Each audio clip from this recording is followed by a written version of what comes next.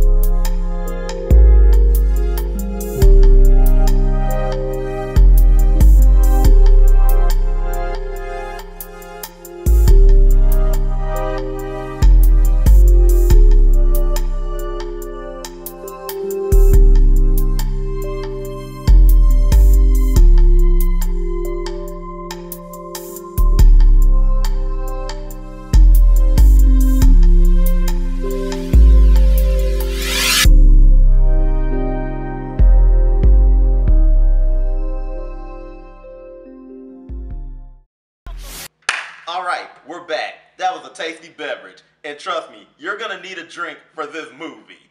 Let's get into the good. Doctor Strange is essentially the story of Iron Man 1. I'm just gonna come out and say it. Marvel has gotten into a groove where they know how to tell that story so good that they can make it seem different and feel different, but essentially it's just the same. Let's make the comparisons. Arrogant but brilliant white male protagonist who has a fortune and is very good at his specific skill set, all of a sudden has his world turned upside down. In his path to righting himself and getting redemption, he becomes a hero. Gee, where have I seen that before? This was Iron Man. Is that a good thing or a bad thing? I guess it's a good thing. If you have that one trick that's very good, why wouldn't you repeat it? Everybody did a serviceable job in this movie. I'm hearing a lot of things that Tilda Swinton stole the show. I wouldn't say that. She was just very good in her part. Benedict Cumberbatch was good. Chiwetel Ejiofor was good. Mads Mikkelsen was good. Everybody did their jobs well. Wong, for me, stole the show in this movie. Everything that he was in was memorable. Some of the funny moments from this movie come from Wong. The high point of this movie is the visuals. This is definitely what you go to the movies to see. I can bet you that they banked everything on how visually stunning this movie is. Does it remind you of Inception visually? Yeah, in some spots, but in other spots, they do things, they do take it there to the extreme. I've done the good, so now we're gonna get into the bad. Time to stop being nice. Marvel. Even though I said that you do Iron Man 1 really good, that's the problem. Stop doing Iron Man 1. We've seen it already. We know how it goes. Yes, you can do it very well, but let's branch out and do something different. Let's get into Benedict Cumberbatch. Now, he does a good job playing Stephen Strange, but the man is stiff. He is a robot. I didn't believe him when he supposedly had rhythm and soul and knew his earth, wind, and fire at the beginning of the movie. I'm sorry, dude.